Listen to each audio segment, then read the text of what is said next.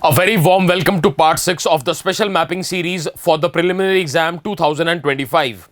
Our first entry brings us to the Indian Ocean. As per latest research, a coral superhighway has been found in our very Indian Ocean, and it has been observed that all the ocean currents are responsible to transport coral larvae across different islands and to the coastal area of Africa as well. And therefore, the main group of islands in news were the Seychelles. Among them, the Adelbra Atoll was in the news, making it a probable mapping entry for this year. Our next entry brings us to Karnataka. A milestone was achieved by ISRO when a successful reusable launch vehicle named Pushpak landed in the aeronautical test range in the Chalakere region near Karnataka's Chitradurg area. Therefore, this entire region becomes important for the mapping series, for the mapping entry. The river Ravi, the Shahpur Kandi Dam, like we discussed in the previous parts of the mapping series, not just the river Ravi, the entire river Indus because of the Indus Waters Treaty, and also river Satluj due to a recent discovery. We'll talk about that shortly. All of this has made the Indus River Basin very important for this year.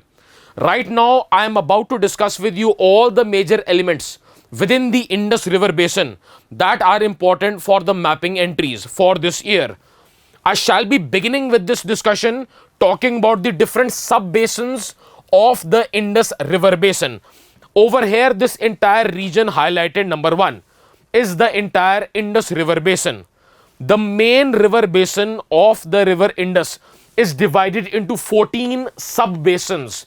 Let me walk you through all those 14 sub-basins. Starting from Rajasthan, the first small river basin in the river Indus River Basin is the Barmer Basin. It is a small basin, right? The basin number 2, sub-basin number 2 is of Beas. Sub-basin number 3 is Chotang and other sub-basin. Number 4 is the river Chenab River Basin. Number 5 is the river Churu River Basin. Number 6 is the river Ghaggar and other river basin. Number 7 is the Gilgit. Number 8 is Jhelum. Number 9 is the lower Indus sub-basin. Number 10 is the Ravi River Basin. Number 11 is the Shyok River Basin. Number 12 is the Satluj Lower River Basin. And number 13 is the Satluj Upper River Basin, right? And number 14, the last one, is the Upper Indus River Basin, right? All of these are the sub-basins of the river Indus. Over here, I have mentioned a river flow line diagram, and you can see all the major dams that have been constructed on the different tributaries of the river Indus. Over here in this map, the portions shown in sky blue are the regions falling within India. The one shown in red, not the circles, the lines, are the portions present in Pakistan. And the maroon ones are the ones present in Indus. That is the origin of the river Indus. Over here, there is just one correction. The Shahpur Kandi Dam mentioned over here on the river Ravi in India has been shown as under construction over here. But like we just discussed in the previous part of the mapping series, that this dam has now been completed. You can go through this flowchart once. Now let me just walk you through the entire sub-basins of the river Indus River Basin, right? Starting from the from the Gilgit sub-basin. In the Gilgit sub-basin, we have two main tributaries, the river Gilgit and Hunza. The next river basin, sub-basin, is the Indus lower sub-basin. To the south of it, we have the Shyok sub-basin. Within the Shyok sub-basin, the main river over here besides Shyok is the Nubra River. Next comes the Indus upper sub-basin, right? Within which we have, you can say, the Shingo tributary as well, besides the main river Indus, where it enters India as well. And the next sub-basin is the Jhelum sub-basin. Within the Jhelum sub-basin, we have the Vular Lake and Srinagar itself. Then comes the Chenab sub-basin. The Baglihar project is in the Chenab sub-basin. Next comes the Ravi sub-basin. And within the Ravi sub-basin, like I mentioned, we have the Shahpur Kandi Dam. Recently, it was in the news because its construction has been completed and India did start withholding water of the river Ravi in this very area, right? South of it, we have the Beas sub-basin. The important Pong Dam and Harike Barrage lie in this sub-basin. Towards east, we have the Satluj upper basin where the Spiti river is present. South of it, we have again within the Satluj upper basin, we have the Pando Dam as well. Towards the south, we have the Satluj lower basin. Within the Satluj lower basin, we have the Bhakra and Nangal dams. To the south of the Satluj lower basin, we have the Ghaggar and other sub-basin, right? Very important seasonal river. Next, we have the Chotang and other sub-basins, which mostly lies in Haryana. Then within Rajasthan, we have the Churu and Barmer sub-basins.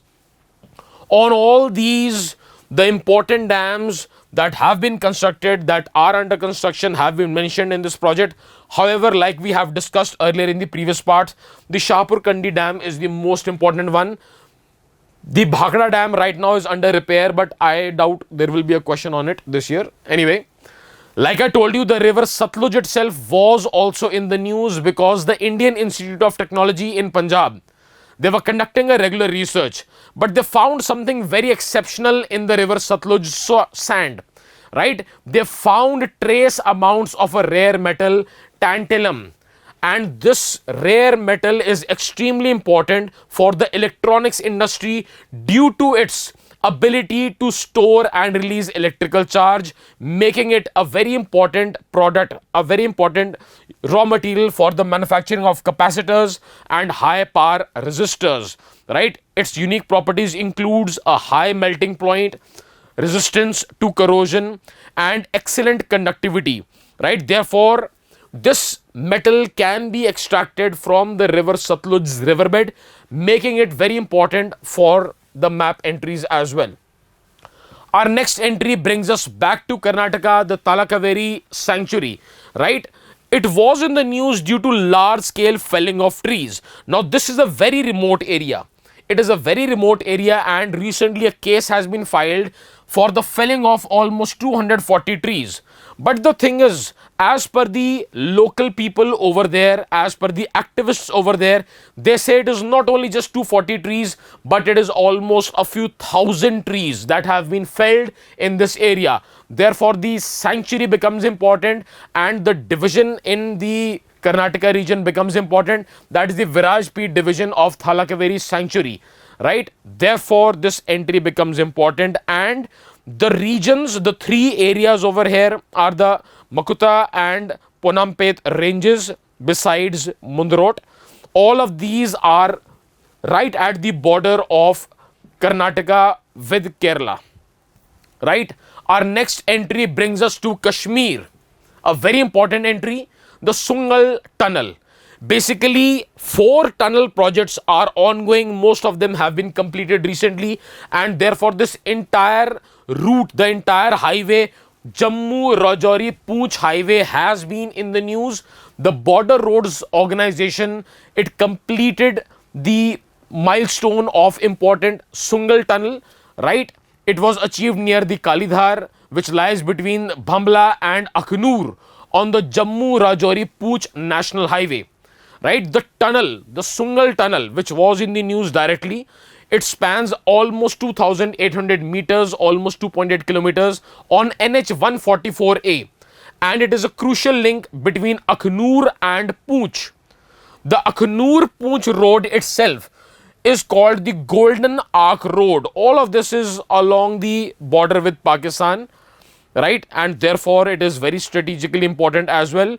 Right, it is almost a 200-kilometer stretch, the Akhnur Poonch road. It is almost a 200-kilometer stretch which connects the South Kashmir region and the Jammu region with the western region of Jammu and Kashmir. It connects important districts of Jammu, that is Akhnoor district, Rajouri district, and Poonch district. There are four major tunnels on this stretch. These tunnels therefore become important. All four tunnels are in Jammu and Kashmir, namely the Kandi tunnel, the Sungal tunnel, the Novashera tunnel, and the Bhimber Gully tunnel. All these tunnels lie on the Jammu Rajouri Poonch National Highway, which is part of NH 144A. This is all for part 6 of the mapping series. Stay tuned for further parts. Thank you.